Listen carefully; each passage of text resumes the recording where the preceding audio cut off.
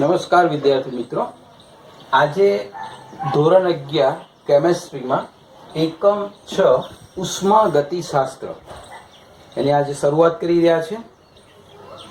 ચેપ્ટરને પહેલા લેક્ચરથી રોજે રોજ તમે એને સમજીને તૈયાર કરશો ને તો બહુ સહેલું ચેપ્ટર છે. બરાબર, થોડોક પ્રસ્તાવના પરિચય આપી દઉં કે આ ચેપ્ટરમાં આપણે શું શીખવાના છે. બરાબર, નામ છે ઉષ્માગતિશાસ્ત્ર. 3 શબ્દોનું બનેલું છે ઉષ્માગતિશાસ્ત્ર. હવે શાસ્ત્ર જોઈને તમને એવું લાગે કે બહુ મોટા મોટા જે ધર્મ ગ્રંથો છે, બધા શાસ્ત્રો છે, તો આટલું મોટું ચેપ્ટર હશે? તો ના. હા, ઉષ્માગતિશાસ્ત્ર જે કેમેસ્ટ્રીનો એક આખો એક વિભાગ છે, જેમાં ઘણા બધા રિસર્ચ ને ઘણા બધા પ્રયોગો થયેલા છે. એમાંથી એક થોડોક સાર આપણને આ ચેપ્ટરની અંદર એક બેઝિક જે ફંડામેન્ટલ કોન્સેપ્ટ આપેલો છે, ખાલી એટલો જ શીખવાનો છે. પણ નામ એનું ઉષ્માગતિશાસ્ત્ર એટલે કે થર્મોડાયનેમિક્સ. આપણે થર્મોડાયનેમિક્સ તરીકે પણ ઓળખી શકીએ. હવે છે શું? તો આપ સૌ જાણો છો કે અત્યારે જે તમે દુનિયા જોઈ રહ્યા છો, હા, દોડધામ. સવારે સૂર્ય ઉગે એના પહેલા તો દુનિયામાં દોડધામ શરૂ થઈ જાય છે. હે, ટ્રેનોના અવાજો જોતા હશો, બસો, વ્હીકલ, બાઇક, કાર, રોડ ઉપર ટ્રકો, ફેક્ટરીઓના સાયરન વાગતા હશે, હે, દૂધની ડેરીઓમાં સાયરન વાગતા હશે, ખેડૂતો હશે તો ટ્રેક્ટર લઈને ખેતરમાં જતા હશે, આજુબાજુ આકાશમાં જોશો તો વિમાન હશે. તમે ચારે બાજુ દુનિયા, એક સેકન્ડ એવી નથી દુનિયામાં કે જ્યાં દોડધામ કે ભાગદોડ ના હોય. આ બધું શાના કારણે થઈ રહ્યું છે? તમને એવું હશે કે પહેલા વર્ષોના પહેલા એટલે 500-1000 વર્ષ પહેલા આટલી બધી દોડધામ નથી. કારણ કે એ કેમ દોડધામ નથી ને અત્યારે કેમ આટલી બધી દોડધામ થઈ રહી છે? તો આ દોડધામ પાછળ, હા, હું તમને સાયન્ટિફિક રીઝન આપું છું. એવું નહીં કે ભાઈ પેલા પેટ માટે ને પૈસા માટે ને સંબંધો માટે દોડધામ કરી રહ્યા છે. એ તો ખરું જ, પણ એને સપોર્ટ કોણ કરી રહ્યું છે? બહુ સીધી વસ્તુ છે. જેટલી દોડધામ થઈ રહી છે એ બધાની પાછળ ક્યાંક ને ક્યાંક ઉર્જા સંકળાયેલી છે. દુનિયામાં દરેક વિસ્તાર, દરેક પ્રદેશની અંદર જે કંઈ આ દોડધામ થઈ રહી છે, એ જે કંઈ કાર્યો થઈ રહ્યા છે, એ બધાની પાછળ ક્યાં કોઈક જગ્યાએ ઉર્જા સંકળાયેલી છે. હવે આ ઉર્જા મળે છે ક્યાંથી? પહેલો પ્રશ્ન કે આ ઉર્જા ક્યાંથી મળે છે અને કયા સ્વરૂપે મળે છે? આ ઉર્જા ક્યાંથી મળે છે અને કયા સ્વરૂપે મળે?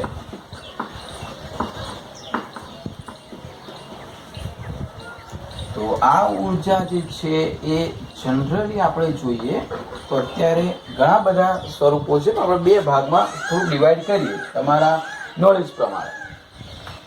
એક જે ઉર્જા મળે છે એ આપ સૌ જાણો છો કે બધા જે બળતણ છે, બળતણ એટલે ખનિજ કોલસો લઈએ, પેટ્રોલિયમમાં પેટ્રોલ લઈએ, ડીઝલ લઈએ, સીએનજી લઈએ, એલપીજી લઈએ, આ બધા બળતણો છે. આ બધા બળતણોનું આપ સૌ જાણો છો દહન કરવામાં આવે એટલે કે સળગાવવામાં આવે. એમનું દહન થાય, એમને સળગાવીએ એટલે કે એમાંથી ઉષ્મા ઉર્જા મુક્ત થાય. હવે આ લોકોને સળગાવવાથી ઉષ્મા ઉર્જા કેવી રીતે ભાઈ મુક્ત થાય? તો આ બધા જે છે ને એ બધા રાસાયણિક પદાર્થ છે. સમજો, આ બધા રાસાયણિક પદાર્થો છે. દરેકનું પોતાનું સ્ટ્રક્ચર છે. સીએનજીમાં મિથેન છે, એલપીજીમાં બ્યુટેન છે, એનું પોતાનું સ્ટ્રક્ચર છે. ખનિજ કોલસાનું સ્ટ્રક્ચર છે, પેટ્રોલનું પોતાનું એક સ્ટ્રક્ચર છે, ડીઝલનું સ્ટ્રક્ચર છે. તો આ બધા જે રાસાયણિક પદાર્થો છે તે કોઈના કોઈ અણુના બનેલા છે. એટલે એમાં જે રહેલા અણુ છે એ અણુઓમાં સંગ્રહિત થયેલી એક ઉર્જા છે, જે ઉર્જાનું નામ છે રાસાયણિક ઉર્જા. દરેક પદાર્થનું પોતાનું એક બંધારણ છે. આપણે આના પહેલાના પાઠમાં શીખ્યા. એનો કોઈનો આકાર હશે, કોઈ આકાર વગર હશે, કોઈ ધ્રુવી હશે, કોઈ અધ્રુવી હશે, બરાબર. તો એ જે બંધ બને છે એમની વચ્ચે ક્યાંક કોઈ જગ્યાએ બંધારણ હશે, રાસાયણિક બંધારણ. રાસાયણિક બંધારણ બંધો વચ્ચે હશે, બરાબર, બંધ બનેલા હશે. તો એ બધા બંધોમાં રાસાયણિક ઉર્જા સંગ્રહાયેલી છે. અને રાસાયણિક ઉર્જા જે સંગ્રહાયેલી છે એ રાસાયણિક ઉર્જા ઉષ્મા ઉર્જા સ્વરૂપે મુક્ત થાય છે. સમજો, બરાબર. આ જે ઉષ્મા ઉર્જા મુક્ત થાય છે એમાંથી પાછું આગળ યાંત્રિક કાર્ય કરવામાં આવે છે. એટલે કે એ પણ પ્રકારની એક ઉર્જા છે. એ ઉષ્મા ઉર્જાનું પાછું યાંત્રિક, એ મશીનો કરે. ઉષ્મા ઉત્પન્ન થાય પછી એનું યાંત્રિક કાર્યમાં જે કામ છે એ મશીન કરે, એન્જિનિયરિંગ કરે. તો આ રીતે રાસાયણિક ઉર્જામાંથી ઉષ્મા ઉર્જા મુક્ત થાય, એ ઉર્જામાંથી પાછું યાંત્રિક ઉર્જા થાય, એટલે કે યાંત્રિક કાર્ય થાય. બીજી બાજુ ગેલ્વેનિક કોષ, આપણે સાદી ભાષામાં કહીશું બેટરી અથવા તો સેલ અથવા તો પાવર. આ બધામાંથી જે રાસાયણિક ઉર્જા છે એ વિદ્યુત ઉર્જામાં રૂપાંતર કરે, એટલે એવું કહેવાય કે વિદ્યુત કાર્ય થાય. તો તમે અહીંયા જુઓ બધામાં, આ તો બહુ થોડાક ઉર્જાના સ્વરૂપો આપેલા છે. તો કયા કયા બધા ઉર્જાના સ્વરૂપો આપણે અહીંયા આપ્યા, કયા કયા જોયા? તો આપણે જે જોયા એ એક તો ઉષ્મા, પછી યાંત્રિક,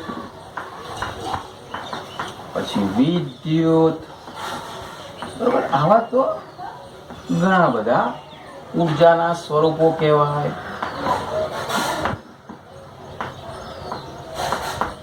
આ ઉર્જાના સ્વરૂપો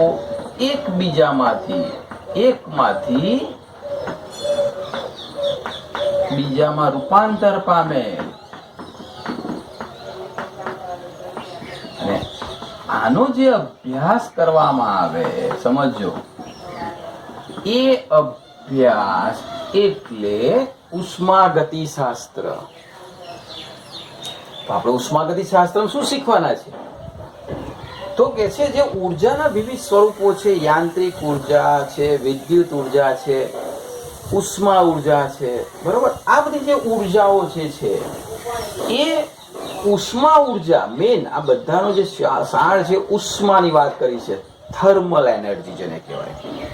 તો એકમાંથી બીજા સ્વરૂપમાં રૂપાંતર પામે, કારણ કે નાશ તો થાય નહીં, ઉર્જા ઉત્પન્ન ના થાય. બ્રહ્માંડમાં જે ઉર્જા છે, ઉર્જા સંરક્ષણ નિયમ, એનો નાશ પણ ના થાય, પણ એકબીજામાં શું થાય? રૂપાંતર થાય. અને રૂપાંતર થાય અને એનો જે અભ્યાસ કરવામાં આવે છે એને કહેવાય છે ઉષ્માગતિશાસ્ત્ર.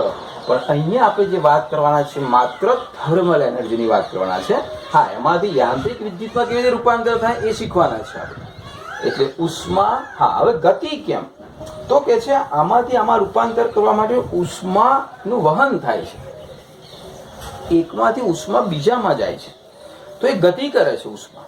એટલા માટે એ જે શાસ્ત્રનું નામ છે ઉષ્માગતિશાસ્ત્ર, થર્મોડાયનેમિક્સ. હવે એના ઘણા બધા આવા પ્રશ્નો આપણે અહીંયા બુકમાંથી મળશે જવાબ. ઉર્જા ફેરફાર કેવી રીતે નક્કી થાય?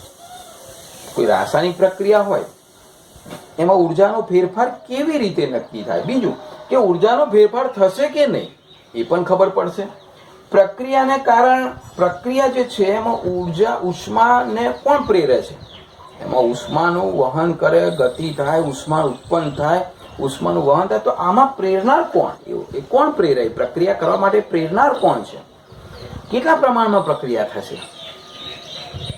અને એક આદું ઉદાહરણ લઈએ, ધારો કે ગ્રેફાઇટમાંથી હીરો બને, બંને કાર્બનના સ્વરૂપ છે, તો શું ગ્રેફાઇટમાંથી હીરો બની શકે? તો આ બધા પ્રશ્નોના જવાબ તમને ઉષ્માગતિશાસ્ત્ર આપશે. અને અત્યારે જે ઉર્જા છે આના વગર આ ના હોય એક સેકન્ડ માટે વિચાર કરો કે દુનિયામાંથી ઉર્જા જતી રહે છે તો સ્ટોપ થઈ જાય દુનિયા. દુનિયા ટોટલી સ્ટોપ થઈ જાય, બધું જ ઓલ્ડ જમાનો આવી જાય જ્યાં તેમાં બહુ ઉર્જાની બળતણવાળી ના હોય, એટલે બળદગાડા આવી જાય અને ઘોડાગાડી. જો આપણે ઉષ્માગતિ ચેપ્ટર પ્રોપરલી ચાલુ કરતા પહેલા ઉષ્માગતિએ પર્યાયો એટલે કેટલીક સંકલ્પનાઓ છે. કારણ કે ઉષ્માગતિ શાસ્ત્રના જ્યારથી આપણે નિયમો શીખીશું, એના એક્ઝામ્પલ શીખીશું, એના પ્રકારો શીખીશું, ત્યારે એમાં કેટલાક શબ્દો આવશે જે તમે કદાચ પ્રથમ વખત સાંભળતા હશો. તો એ બધા શબ્દો જે છે એ બધા શબ્દોનો શું સંકલ્પના શું છે, એને કેવી રીતે એને સમજીશું એ પહેલાં આપણે જોઈ લઈએ. સૌથી પહેલાં બે શબ્દો આવશે વારંવાર, પ્રણાલી અને પર્યાવરણ. તો શું મિનિંગ શું પર્યાવરણ અને પ્રણાલીનો અહીંયા આપણે શું મિનિંગ લઈશું તો એ સમજીએ. ધારો કે એક બીકર છે,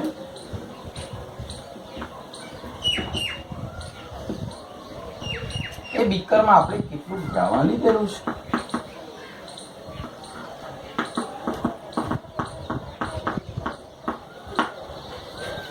અને એ બીકર જે છે બરાબર એક ઓરડાની અંદર છે અથવા એક રૂમમાં છે અથવા લેબોરેટરીમાં આપણે પ્રયોગ કરી રહ્યા છે. તો પ્રણાલી એટલે એવો ભાગ, બરાબર. તો આ જે બધી વાત કરી છે એમાં પ્રણાલીનો મતલબ આપણે એવો લઈશું કે એક એવો ભાગ છે જેના પર આપણે અવલોકન કરીએ છીએ અને અવલોકન કરીને કશોક નિર્ણય લઈએ છીએ. ધારો કે આમાં કોઈ HCl ને NaOH રેડ્યા હોય તો આપણે એની ઉપર અવલોકન કરીએ છીએ કે ભાઈ આ જે ભાગ છે બરોબર એ ટોટલીમાં કઈ પ્રક્રિયા થઈ રહી છે અને એના ઉપરથી શું ડિસિઝન આવે. તો ટૂંકમાં એવો ભાગ કે જેના પર અવલોકનો થાય અને કશોક નિર્ણય લઈએ, તો એ ભાગને, આ જે ભાગની વાત કરી છે એને આપણે કહીશું પ્રણાલી.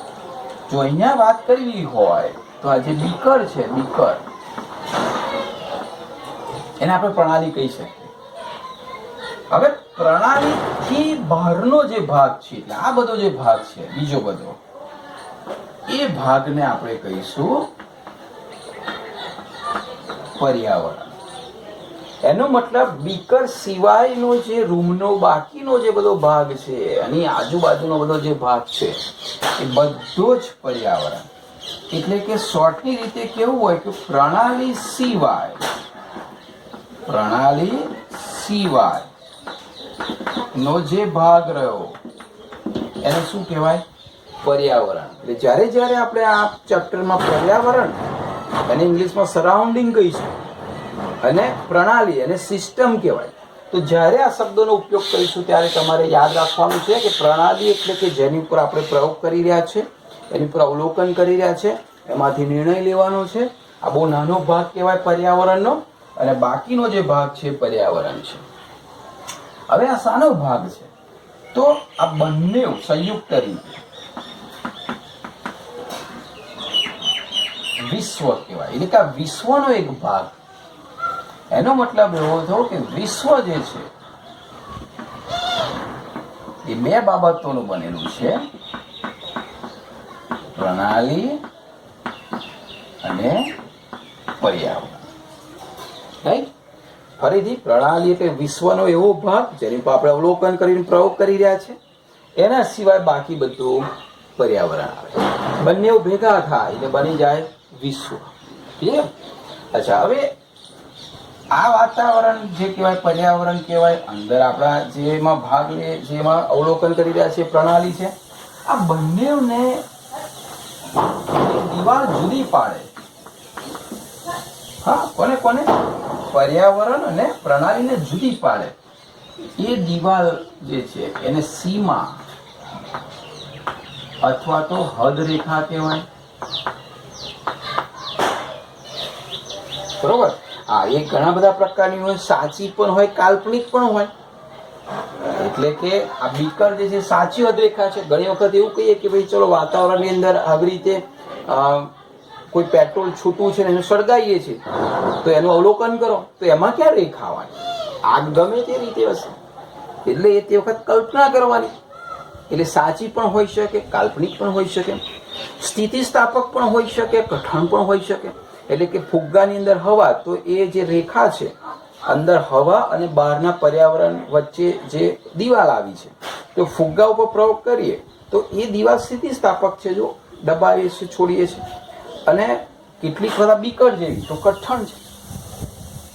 કેટલીક દિવાલ વાહક હોય, કેટલીક અવાહક હોય. એટલે સીમા રેખાઓ જે છે બધી અલગ અલગ હોય. કેટલીક વખત વાહક પણ હોય, અવાહક પણ હોય, કાલ્પનિક પણ હોય, વાસ્તવિક પણ હોય, કઠણ પણ હોય, સ્થિતિસ્થાપક પણ હોય. વાહક અવાહક એટલે કે અંદરથી બહાર ઉર્જાની લેવડ દેવડ ના થાય, એ દિવાલ રોકે, અંદરથી બહાર ઉર્જા ના આવવા દે, તો એ દિવાલ છે વાહક કે અવાહક. બરોબર? તો એ જે દિવાલ છે એને સીમા અથવા તો હદરેખા કહીએ છીએ. તો કદાચ આટલો કોન્સેપ્ટ સમજી ચૂક્યા હશો તમે. બુક પ્રમાણે વ્યાખ્યા પૂછાય તો આપણે આવી રીતે લખીશું કે એકચ્યુઅલી પ્રણાલી શું બતાડે છે. તો અવકાશ છે, એ અવકાશમાં કાર્ટેશિયન અક્ષો એટલે આપ સૌ જાણો છો એક્સ વાય ને ઝેડ. બરોબર? ઝેડ એક્સ વાય એ અક્ષો કે જે અવકાશમાં અમુક કદને નિર્દેશિત કરે છે. અહીંયા તમે કાર્ટેશિયન પ્રમાણે કદ જ બતાડે છે. પ્રણાલી એટલે કે એવો ભાગ જે કોઈ જથ્થો બતાડે અથવા કદ બતાડે જેની ઉપર આપણે અવલોકન કરી રહ્યા છે તો એ કદને નિર્દેશિત કરે એનો એક આખો સેટ છે. હા, ફરીથી કાર્ટેશિયન અક્ષો કે જે અવકાશમાં અમુક કદને નિર્દેશિત કરે તેનો સેટ છે. આ સીમા હદ રેખા શું છે? તો કે પ્રણાલી અથવા બહાર અથવા તો અંદર પ્રણાલીમાં દ્રવ્ય તથા ઉર્જાની હેરફેર નિયંત્રિત કરવા અથવા તેમનો માર્ગ જાણવામાં ઉપયોગી છે. એટલે અંદર જાય છે કે નહીં ઉર્જા, બહાર જાય છે કે નહીં, દ્રવ્ય જાય છે કે નહીં, બહાર જાય છે કે નહીં, બરાબર, એ જાણવા માટે અથવા તો એને નિયંત્રિત કરવા માટે એક વચ્ચે વોલ, દિવાલ છે. કોની વચ્ચે? પ્રણાલી અને પર્યાવરણ વચ્ચે. તો આ ખાલી જનરલ પ્રણાલી પર્યાવરણ વચ્ચેનો કોન્સેપ્ટ હતો. હવે આપણે પ્રણાલી કેટલા પ્રકારની હોય તે ઉદાહરણ સાથે સમજીએ.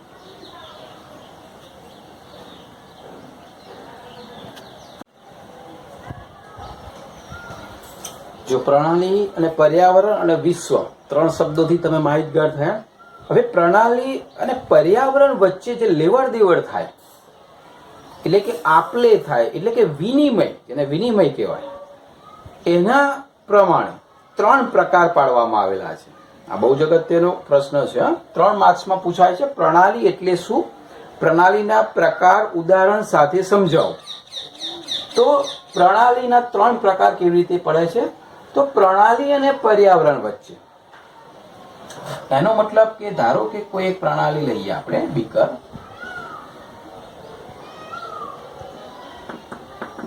એમાં કોઈ દ્રાવણ છે તો આ દિવાલ છે. આપણે એવું કલ્પના કરી કે આ બેને પર્યાવરણ અને પ્રણાલીને છૂટા પાડતી દિવાલ છે. તો આ દિવાલની આજુબાજુ એટલે બીકરમાંથી બહાર જાય કોણ? અંદર રહેલું દ્રવ્ય અને ઉર્જા. બહાર પણ જઈ શકે અને અંદર પણ આવી શકે. એટલે એ દ્રવ્ય અને ઉર્જા લેવડ દેવડ બંને જોડ થાય. એટલે પ્રણાલી પર્યાવરણને દ્રવ્ય પણ આપે અને ઉર્જા પણ આપે.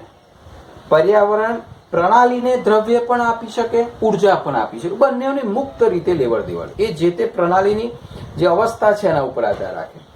હવે પહેલા તો દ્રવ્ય ઉર્જા ખબર હશે આપ સૌને. જો ઉદાહરણ લઈએ એટલે વધારે ખ્યાલ આવશે. ચલો, એક કપમાં ગરમ ચા રાખેલી છે. હવે કપમાં ગરમ ચા છે, થોડોક સમય આપણે રવા દઈએ તો એ ચા છે ધીમે ધીમે ધીમે ઠંડી થશે. ભાઈ ઠંડી કેમ થઈ? શું થયું અંદર? ઠંડી કેમ થઈ?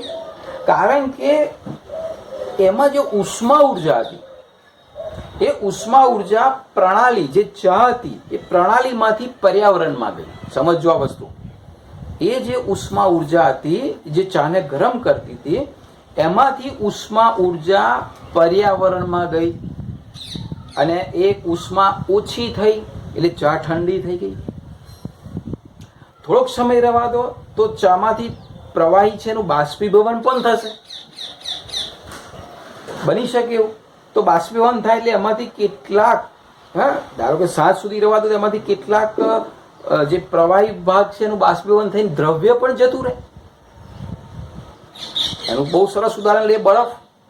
ચલો એક રકાબી ઉપર બરફ મૂકેલો છે. થોડાક સમય પછી બરફ શું હશે, ક્યાં હશે, એની પરિસ્થિતિ શું હશે?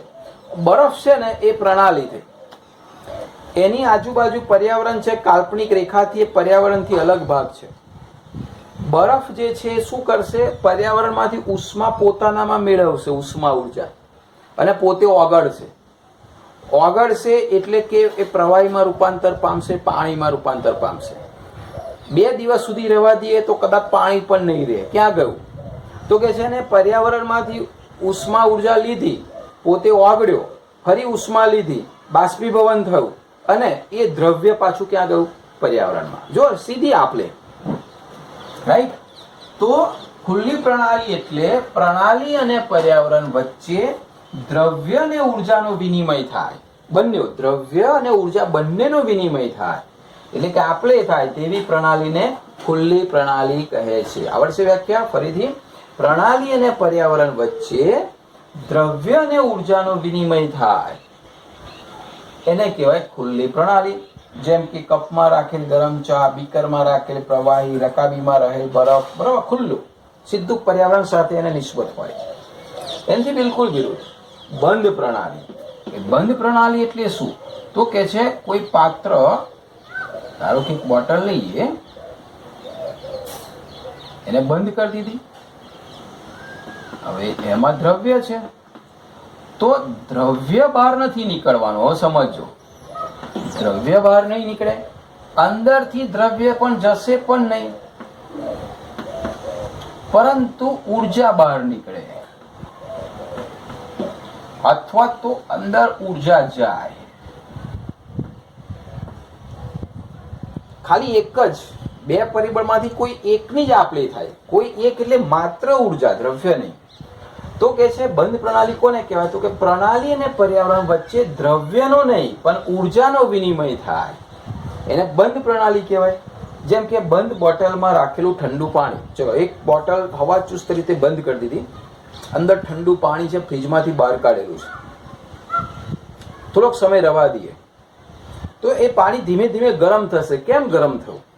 એને પર્યાવરણમાંથી પોતાનામાં ઉષ્મા લીધી, પણ પાણી બહારથી નથી આવવાનું કે અંદરનું પાણી બહાર નથી જવાનું. એટલે કે દ્રવ્યનો આપલે નહીં થાય, માત્ર ઉર્જાની આપલે થશે. રાઈટ. પ્રેશર કુકર, પ્રેશર કુકરની અંદર ઉષ્મા આપણે આપીએ છીએ અંદર, તો અંદર ઉષ્મા જાય છે, દ્રવ્ય ઓછું બહાર નીકળે છે કે અંદર દ્રવ્ય પણ નથી જતું. ફ્રીજ, ફ્રીજની અંદર બંધ ફ્રીજ હોય તો અંદરથી દ્રવ્ય બહાર નથી નીકળતું, રાઈટ. એટલે દ્રવ્ય અંદર જતું પણ નથી. એટલે આ ટૂંકમાં જે છે એ બધા બંધ પ્રણાલીના ઉદાહરણ છે. હવે લઈએ નિરાળી પ્રણાલી. નિરાળી પ્રણાલી એટલે કે એવું પાત્ર કે એમાંથી બહાર ના દ્રવ્ય જઈ શકે, ના ઉર્જા જઈ શકે, કે ના અંદર દ્રવ્ય જઈ શકે, કે ના ઉર્જા જઈ શકે. ટૂંકમાં પ્રણાલી અને પર્યાવરણ વચ્ચે દ્રવ્ય કે ઉર્જા કોઈનો પણ વિનિમય ના થાય, નિરાળી પ્રણાલી, આઇસોલેટેડ સિસ્ટમ. બરોબર. ઉદાહરણ, ઉચ્ચ પ્રકારનું થર્મોસ્પ્લાસ. ધારો કે સવારે મમ્મી કે પપ્પા જોબ પર જતા હોય અને એમને ચાની ટેવ હોય તો ગરમ ગરમ ચા થર્મોસની અંદર મૂકીને ફીટ વાફી દીધી હોય તો 3, 4, 5 કલાક સુધી એ નિરાળી પ્રણાલી કહેવાય. કેમ?